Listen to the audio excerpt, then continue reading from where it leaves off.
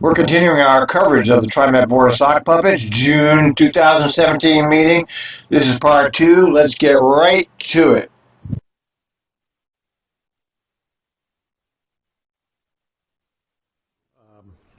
Apologize for the delay there, especially everybody who might be watching live on streaming on video. We will reconvene the business meeting of the TriMet Board of Directors for June 28, 2017, and we left off right at the Metro Policy Advisory Committee update by Director Prosser. And the report is quite short. At the last meeting, Impact received a couple of reports on some of the local business development opportunities jurisdictions are working on, Gresham and one other jurisdiction. There was nothing related to transit or transportation issues, so quiet meeting. Okay, you know, Prosser is a retired city manager. Is he the one from Tiger? I get them, you know, all these technocrats are confusing. I think Warner is Beaverton and Prosser is Tiger. Both of them have ridiculous pensions. So what are they talking about business? What business opportunities? What the hell's the matter here? TriMet is supposed to be a transit agency for riders. What the hell are they doing in the business opportunities business? More to come later. Presumably. Yeah. Okay. Thank you, Director Prosser. Any questions of Director Prosser? All right, here and none. Let's move on to the General Manager's report then. I think the first item is a fun one, which is honoring Operators of the Year. Mr. General Manager. Mr. Board President, members of the board, first of all, I want to say this is really one of the best opportunities of the year to really recognize the best of TriMet. And we have the pleasure of recognizing, excuse me, I'll get it out yet, some of our high-achieving operators. We now, this morning, we have 2 of the 3 Operators of the Year that were just recognized at our recent event. Unfortunately, Doug Tilson, our Max Operator of the Year, had a prior engagement and couldn't be here, so we'll catch. In case you don't remember, Doug Tilson was one of our co-plaintiffs. He stood up and bucked the TriMet management when he became a co-plaintiff in our class action, which we won, which got 0 media coverage. And good for you, Doug, not showing up. You're a good man. Him another time, but I'd like to call up Selena Cooter and Lois Riker before the board. Please come up here if they could, please.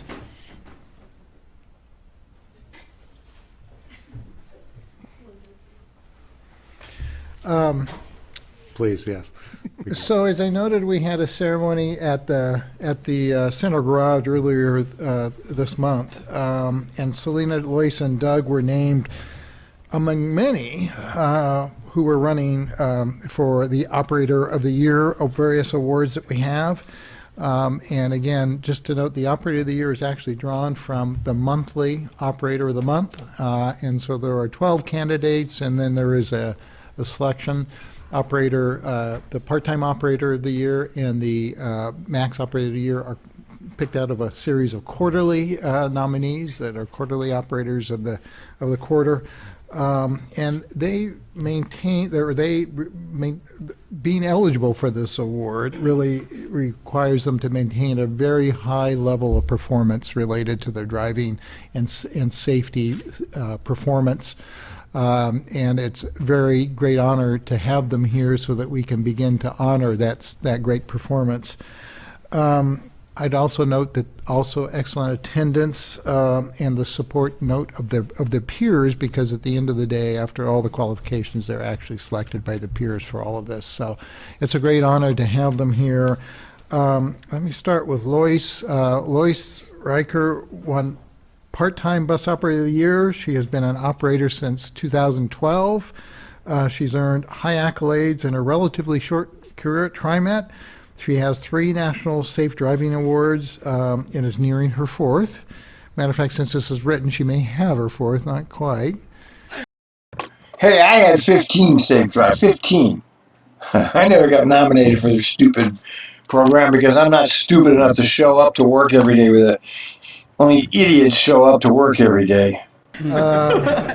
Which means 0 preventable accidents in the time that it takes to, and just to note that for a part-time operator, it takes a longer duration of time because of the number of hours they operate.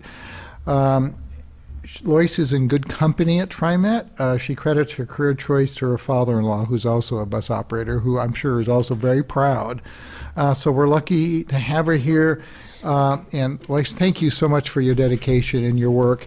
And I do have a presentation here for you, and we'll get to this. Pulling this out. This is a copy of the channel card that will go in all of our buses and our trains associated with this. And I also have a presentation of a plaque and a hammer. All right. So congratulations and thank you very much. Thank you.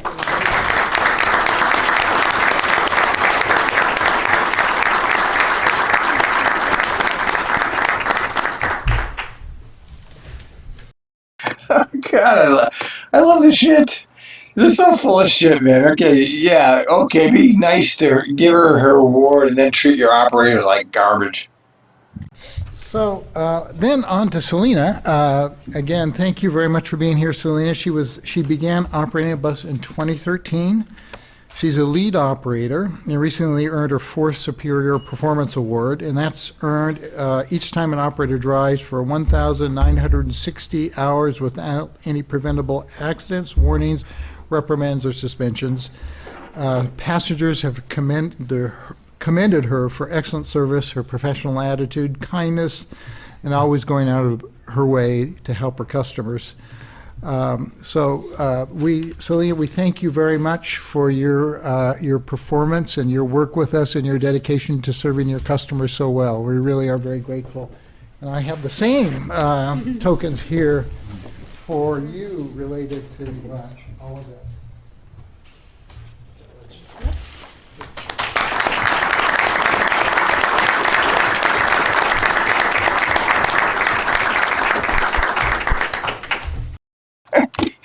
I'm sorry. Look, the operators, I respect them. You did a good job, obviously, and, you're respectable in your career. I just get a kick out of the hypocrisy.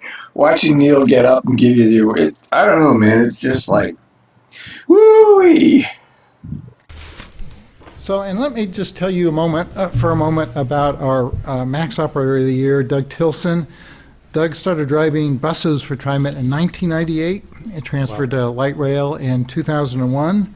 He has an impressive 27 National Safety Council Safe Driving Awards, and again, that's earned annually. He has 13 Superior Performance Awards and numerous commendations from the public. He has served us now very well for 19 years, so we're very grateful for his service and dedication to our customers. And we'll make sure he gets his plaque and rewards at a later date. Just to note, before you take action on the resolutions before you, that our bus and rail operators, as we all know, don't have the easiest job in the world. It's a challenging environment they work with. They work in a very busy city with lots of serious traffic congestion, lots of hazards. So when you see excellent performance, you know that there is true excellence at the heart of it. And again, the two people sitting in front of you really are great examples of the excellence of TriMet operators, top to bottom throughout the organization. So we're really grateful for their presence here and their great work and the example they set for all of us in terms of good customer service. So with that, Mr. Board President, I'd recommend adoption of the resolutions before you. All right. Is there I'm sorry. Can I make a comment? Of course. I just want to echo what the general manager indicated. As a new board member, I participated in the simulator, the bus driving simulator, and it helped me to understand all the obstacles that you deal with on a day-to-day basis. I don't know. I like this woman. She seems like she wants to know what's going on. She's trying the best she can to understand what's going on. She seems to have some actual genuine interest in the facts, which is, an amazing thing for a board member. So she's just getting used to the board. She's new, so see how she is in a few months. Basis, and quite frankly, it's a daunting job. The width of the highways are not consistent. You've got bicycles, you've got cars cutting you off, you've got pedestrians, and that's to try to keep everyone safe in that environment is really daunting, and I just commend you tremendously for the work that you do, and the fact that your peers also acknowledge that you are exceptional in your role. Well, that is true, of course. It is a daunting job, and nobody sitting on that board can do it, and McFarland can't do it. Unfortunately, it's become a job that's become ridiculed in the culture, and it's been ridiculed in the culture because of transit management, not just TriMet. This is around the country, okay? If you study this issue like I have, you'd understand these things that these transit districts do are all coordinated with other transit districts. They get together and plan out their next move. What they've done is they've discredited the bus operators as some kind of a ridicule type position, and that's what's made it hard on them now. So all of this talk doesn't mean anything, because as we've seen from the media lately, it's always about finding problems and guilt with transit operators. And that's because they're trying to destroy the benefits of the transit operators. So thank you. Okay, with that, then, I'd like to maybe continue all of the, let me get a motion on the table, and then we'll Okay. make comment, okay? So is there a motion then to approve Resolution 1706-51, 1706-52, and 1706-53? So moved. Second. I hear a motion and a second. So is there any further comments? Director Stovall. Of course there are. Early, I have my commercial driver's license, and people ask me all the time, why do I keep it, or why did I get it? I actually used to drive a bus, or buses, way back in the day, and as was just referenced, it's challenging. I mean, it's challenging in the simulator, but it's also challenging in real life. Because people are cutting you off, and there's various things that are going on, and to achieve what you've achieved is nothing short of amazing. And I know it's like somewhat out there on the roads to a degree, but again, to do that, but then to also interact with all the different individuals, stakeholders, riders, and folks that are interacting with you on a daily basis is a tremendous, tremendous effort. And you guys truly are the lifeblood of our organization, and I want to thank you and also commend you for this tremendous achievement. Again, as we recognize you as an agency, but also as your peers recognize you, because they notice that you're doing an exemplary job. So I greatly, greatly appreciate it from the bottom of my heart. Thank you for working with us and being a part of our team. Thank you. Thank you very much. I wasn't a bus driver, but I drove a truck in San Francisco for a number of years. Close. Yeah. I'm not going to say that. But, you both and Doug have it takes a real balanced person to do that job. Right. I mean, it's a lot of patience, which You acquired. with time. But anyway, yes. But and like Travis said about being recognized by your peers, and I really hope this information goes back to your national people in D.C. and know that you're doing great. So, and good luck to you. Thank you. Thank you. Really appreciate it. Director Prosser, did you have something? Oh, Director I Brown. was just going to say, I was inspired to say, I've never driven anything bigger than a minivan. And I think we're all better off for that. So I really admire what you folks do, all the tasks that you juggle, and you're the face of TriMet to the community, and so we just really value your hard work and what you do for the community, and so I just wanted to say congratulations. Thank you. I'll add my 2 cents worth. I think the other board members have been very eloquent, and when I think particularly Director Simmons, and she was talking about the challenges that you deal with every minute of every day that you're on the road, and how much effort and perseverance it takes on your part, but also the patience that you express as you deal with those things. I know when I get stuck in traffic, I am not patient. And so to see professional drivers who are good at their jobs and really care to do a good job, express that kind of patience, to be able to smile to the customers, to greet customers. And every operator I've seen always has a friendly greeting as people get on the bus. And that means so much. And we appreciate it so deeply. So thank you. You well-deserved honors. You know, we're very pleased to be able to honor you in this way. So thank you very much.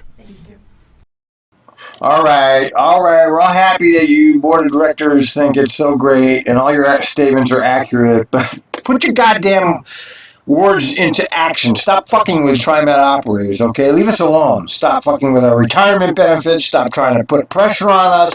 Stop making the runs harder and harder. Stop fucking with your operators. If you really believe what you're talking about, you would give everybody sufficient run time, sufficient recovery time, sufficient break time, and stop taking away our damn benefits. I just want to say thank you very much. You're obviously people who like doing what you're doing, and it is greatly appreciated. So thanks for making TriMet better. It's appreciated. Bruce, Yes. you have anything you want to ask us or comment? Yeah. I think you guys have the hardest job. No, I don't think You know so. what we had earlier? You know, those of you that remember Tom Hall, you know, the great operator Tom Hall from Merlot, who's recently deceased.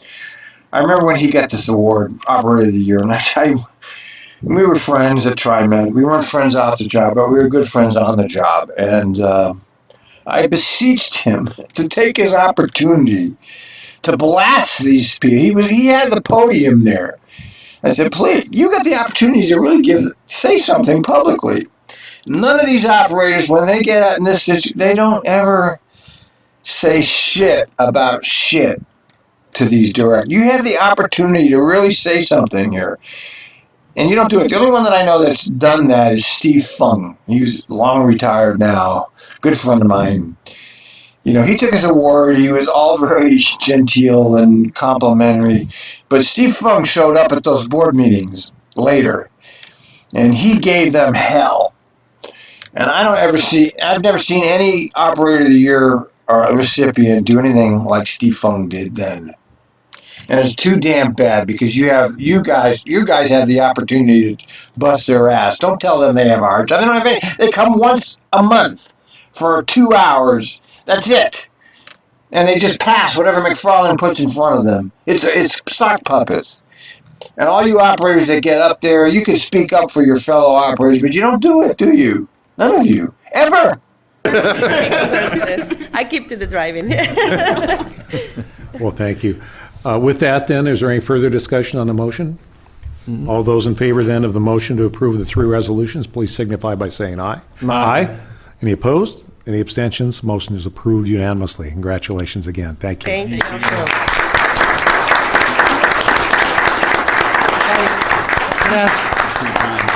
The board members and our honorees to just stand up here for a little bit. We'll get a group picture.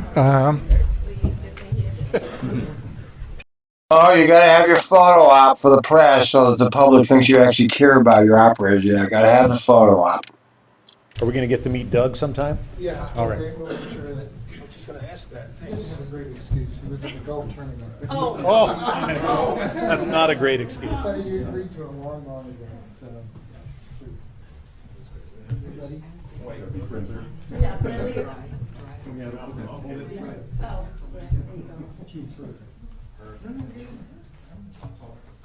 Here we go. 1, 2, and... We just 1, 2, 3.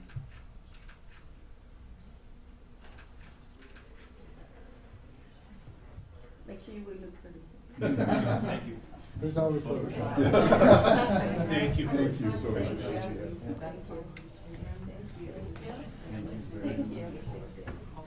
you.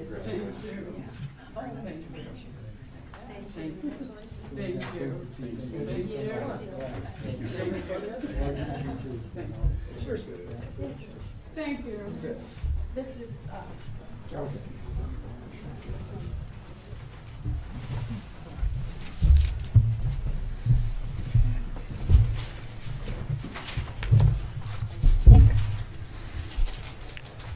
I think you're still on, Mr. General Manager. Yes, yes, sir. If I could ask Mr. Bottomley to come up and give you a quick update on the things that have been going on with the Oregon legislature. I think we actually have some good news, and we, as John Gardner noted, on pins and needles on some others. So I'll let Bernie give you a quick update on where we are in Salem. Good morning, Good everyone. morning. Well, we, as Neil said, we're on pins and needles in Salem. The analogy I like to use for big transportation legislation. Bernie Bottomley, another one of the Portland insiders, you know, the clique of Portland, I call it. All the insiders that have moved up to he's been all over Portland government, the city, metro, state. I mean, he's everywhere. Now he's back at TriMet making $200,000. Let's hear what he's got to say. Or any big legislation is that it's like floating a hot air balloon across the Grand Canyon. You start on one side and you get the balloon as high as you possibly can, and then as it drifts across the canyon, people are taking pot shots at it, air is leaking out, and you're madly throwing sandbags over just trying to make it to the other lip of the canyon. Right now, it looks like we'll come in just scraping across the lip of the canyon with a transportation package. It'll be a little bit smaller than what has been talked about over the last couple of months. Fewer pennies on the gas tax, lower registration fee, etc.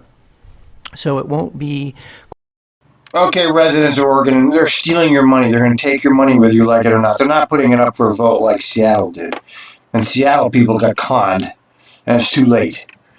They're going to just take it in Oregon, because that's what they do. They're going to just pass some fucking bill that steals your money, and that's just the way it is.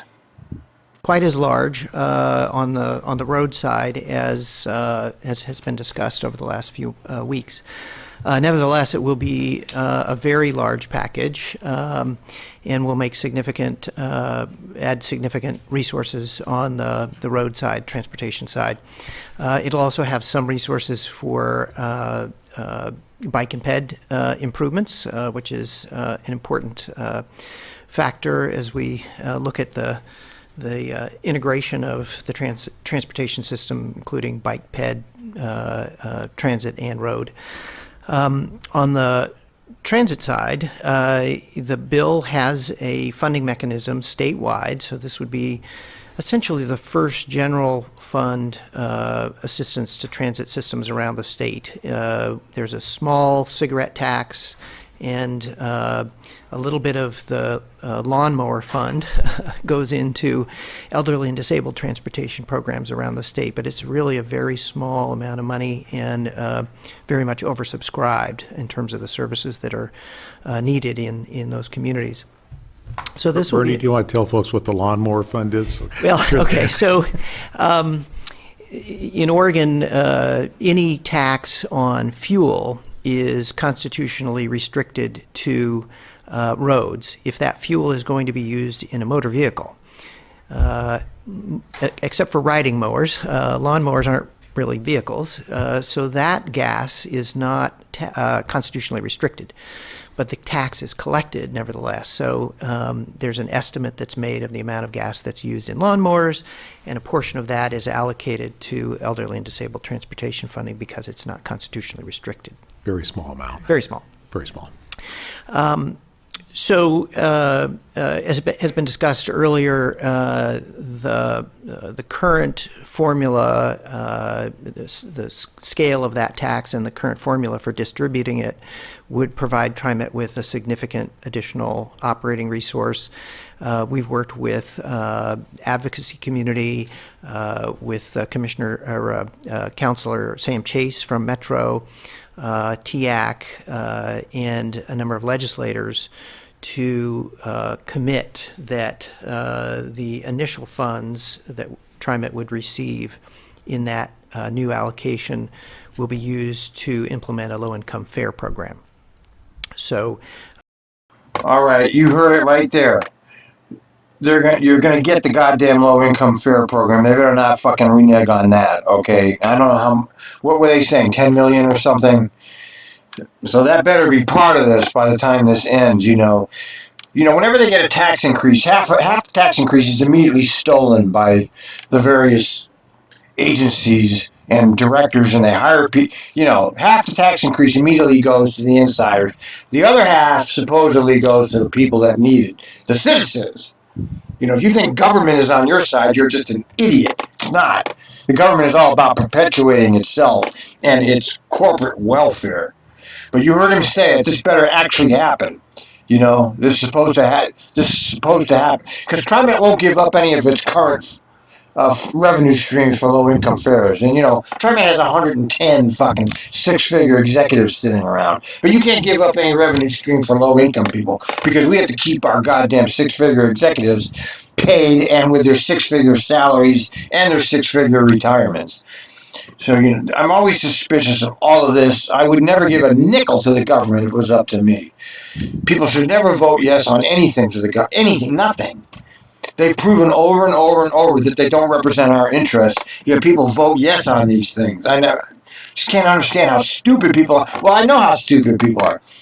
They voted for Hillary Clinton and they voted for Donald Trump. The two people that are going to destroy us, the citizens voted for. So you know how stupid people are. The resource that's currently being contemplated in the legislation in Salem would be sufficient to fund a low-income fare program at 200% of the poverty level at a 50% discount. So that's the recommendation that the Low-Income Fare Task Force developed as the thresholds for who should qualify and how much the subsidy should be for those individuals. So the package is big enough to do that and add additional service. So with our fingers crossed and knocking on wood, in the next couple of weeks, we should have a clear picture on that. And our hope is at this point that that will pass and we'll be in the mode of moving forward on implementing the low-income fare and looking at additional expansions of the system or capital improvements that are needed to accommodate growth in the system in the future. As you know, additional revenue doesn't always translate directly into additional hours of service on the street because we have a lead time for bus purchases, particularly for peak hour service, where we've got all of our current buses on the road already. So there'll be a little bit of a lag in that new funding resulting in peak hour service in any rate. And right, and how much are they going to steal out of that new funding for new executive positions? You know, they always take a piece of that for themselves. There's going to be a lag. Yeah, right, of course. Not a lag for their raise, but a lag for service on the street. And we have the issue ultimately of thinking about where we store those buses and reaching capacity at our current bus garages for that. So that's another challenge that we'll have to think about. The other legislation. Oh, so they have no place to store their new buses. Oh, that's going to be another $50 million capital project, you mean? Oh, God, what a farce. John mentioned is the legislation that changes the way that, or gives TriMet an opportunity to change the way that fare violations and other minor violations on the system can be handled.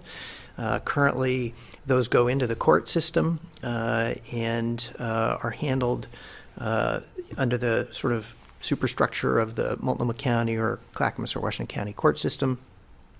That can lead to other issues. Folks don't show up for their hearings, then they get a failure to appear, and that can escalate within the court system for a simple fare violation.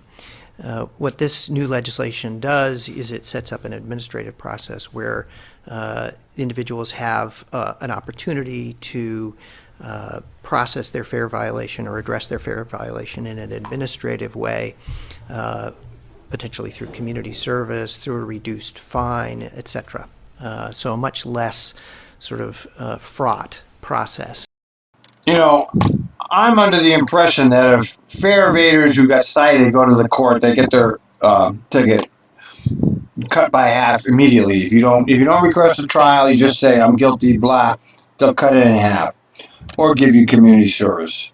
So that's already happening. And my further comment on this is the people aren't going to show up for the TriMet hearings anymore. They're going to show up for the court. Who do you think you're dealing with? There's a subclass of people that don't give a shit. Okay, nobody talks about it. It's not in the media. They call them the freeloaders. Yes, the freeloaders. Those are the people that are in the culture that have no fucking money and are going in and out of the goddamn jails all the time. And we see them when I was driving, you see them all the time. They're on the buses. Okay, that subclass of Americans that have nothing and nothing to lose. And they don't give a shit because they know better. Okay, you hear them on the dispatch. Hey, hello, he's got 10 prior exclusions. He don't give a shit. You think that guy that slashed the throats of those people gave a shit? He didn't give a shit. He's got nothing to lose. He's an ex-felon. That's this secret that America doesn't want you to know. There's this whole subclass of citizens out there that doesn't fucking give a shit, and they keep the criminal justice system in business. So I want to see how this Trimet thing works. I have no confidence in it, of course.